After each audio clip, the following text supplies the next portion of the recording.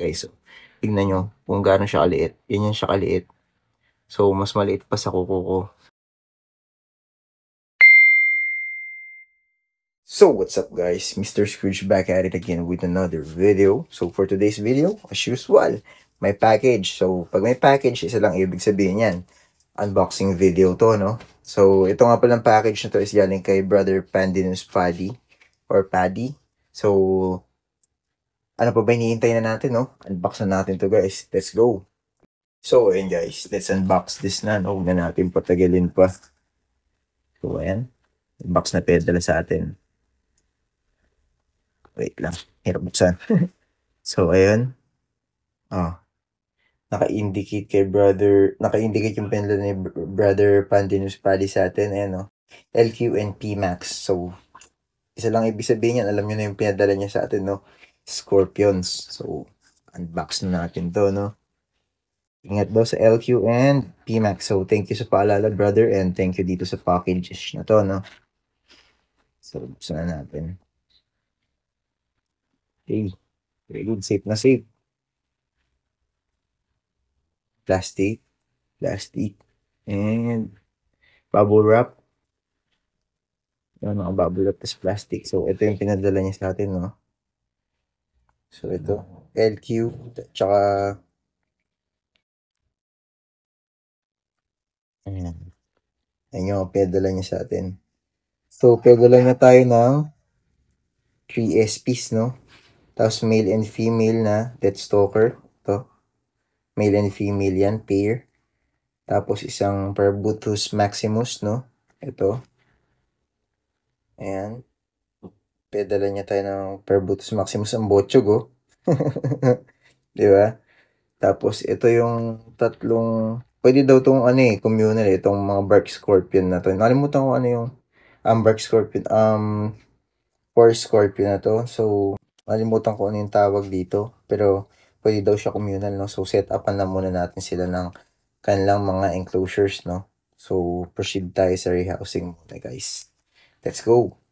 So, ayun guys, nakapag-ready na tayo ng mga kanilang mga enclosures na ito yung para sa ating mga Deathstalker. So, meron silang mga label kasi hindi mo pwede makaligtaan kung ilang instars na yung mga Scorpions, no? Kasi doon ka magbe-base kung kailan mo sila i-breed, yan, or ilan, kung gaano na sila katanda. Doon tayo nagbe-base sa instars ng mga Scorpions, no? Ito yung sa PMAX, no? Mas malaking sa PMAX kasi medyo malaki na siya for instars na siya, no? So, yung sa L. australacea ba yun? Or, nalimutan ko kung ano yung pronunciation doon, no? Forest type scorpion siya, no? So, baka hindi ko na mapakita sa video yung pag-rehouse doon kasi super liliit nila. Ito sila, guys. So, tignan nyo kung gaano siya kaliit. Yan siya kaliit. So, mas maliit pa sa kuko ko. Ayan, wait lang, focus natin. Ayan. Ganyan po siya kaliit, guys. Kita nyo naman, malaki pa yung kuko ko. So, hindi ko na ipapakita sa video, no? So, ang ipapakita lang natin is yung ating PMAX and yung LQ. Ayun lang po yung ipapakita natin sa rehousing, no? So, let's proceed na sa rehousing, guys. Doon, unahin na natin yung pinakamalaki sa lahat, yung ating PMAX. So, unahin natin, no, itong ating PMAX, no? Ayan siya. Wait lang. Focus camera. Nag-glare kasi, guys. Pasensya na. So, ayan. Buksan na natin to. And then, ipat na natin siya, no? So, feeling ko madali lang naman kasi nagkaroon na tayo dati nito na matay lang eh. Ayan siya. So, kahit sabihin yung matagal na kayong keeper guys, need pa rin ng cautions, no? Dahil venomous tong mga to. Mahirap na yun, no? Kita mo, tapang niya, di ba? So, ayun. Ganun lang kadali. Kuba naman siya agad, di naman niya tayo pinahirapan or whatsoever, no? Napakadali niya. I-rehouse, no? Ayan siya. Kung makikita niya, di ba ang cute? So, eto siya guys, oh. And zoom natin. Di ba ang cute niya? Cute niya yun, no? Oh, magalaw-galaw na. So, lipat na tayo sa next na i-rehouse natin yung ating dalawang LQ, yung pair na binigay sa atin ni Brother Pandinus, no? So, let's go guys. So, ito naman yung lagay ng ating mga Deathstalker, no? Simple lang muna kasi maliliit pa naman sila eh. So, ano ba unahin? Itong male muna unahin natin, no? Ito yung male guys. Ayan. Ayan siya. Ayan, nakasulat. LQM. So, it means male. Kaya nga M eh. So, labas na natin siya. Okay. Medyo matigas. Yun. So, taktak lang natin to. Lalabas na to eh. Tingnan mo. Ba, ayaw niya lumabas ah. O, diba? Sabi ko sa inyo, tataktak lang. Lalabas na yan eh. So, sara na natin to. Next na natin yung female agad, no? Natin yung female natin.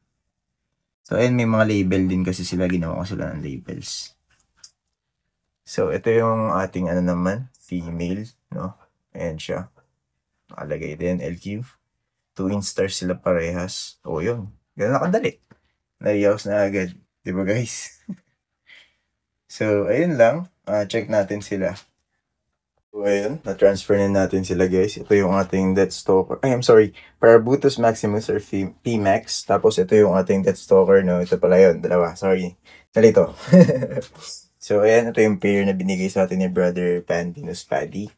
Tapos, ito naman yung tatlong Force type Scorpion na super liit. Yung L.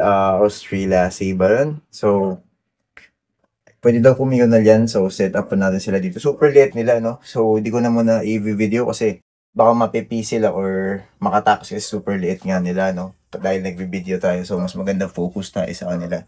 So, I think hanggang dito na lang muna guys for today's video. And thank you once again sa'yo, bro Pandinus? Pandinus Paddy, no? So, thank you ulit sa'yo, bro, sa mga gift mo na to, no? I really appreciate it, no? So, ito yung profile niya, guys. So, kung gusto nyo kumuha ng mga Scorpion sa kanya, meron siyang mga common hanggang sa rare. Meron siya, no? So, PM nyo lang siya. Ito yung profile niya. So, ayun lang, guys. So, I think hanggang dito na lang muna for today's video. Sana na-enjoy nyo ating munting unboxing, no? So, once again, guys, Mr. Scrooge, bye-bye!